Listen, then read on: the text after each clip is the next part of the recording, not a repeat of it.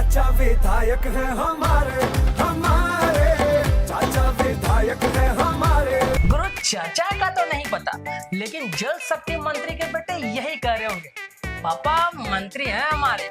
हाँ तभी तो भौकाल मचाए और पूरे वीआईपी प्रोटोकॉल के साथ चल रहे हैं। क्या बात कर रहे हैं? अरे सही कह रहे हैं महाराज, तो बकायदा इसका लेटर भी जारी हुआ है। अब आप सोच रहे होंगे कि मंत्रियों के बेटों को तो प्रोटोकॉल फॉलो तो नहीं कराया जाता, लेकिन यहाँ मामला थोड़ा अलग है। नियम कानून को भी यहाँ झुकना पड़ता है। झुक के रहना पड़ेगा मेरे आगे। आखिरकार मंत्री जी के सुपुत्र है महाराज। वैसे डीएम और एसपी साहब इस मामले से कन्नी काट रहे थे, लेकिन सचिव जी ने स्वीकार कर लिया कि पत्र तो जारी हुआ था। कौन है ये लोग? कहां से आते हैं?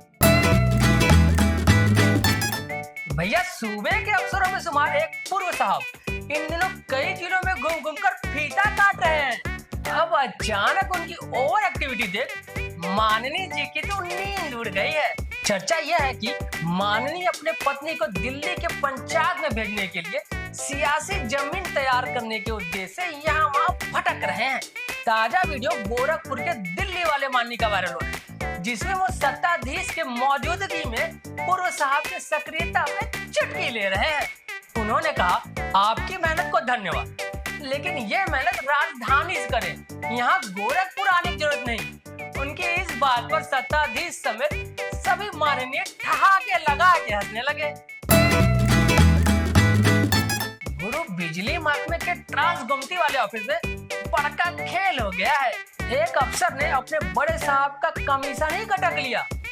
अब इससे ठेकेदारों की जान समझो सांसद में फंस गई है, क्योंकि करोड़ों का टेंडर फाइनल करने के लिए सबने पहले ही पेट काट कर कमीशन भर दिया था, लेकिन तब तक खेल ही पलट गया।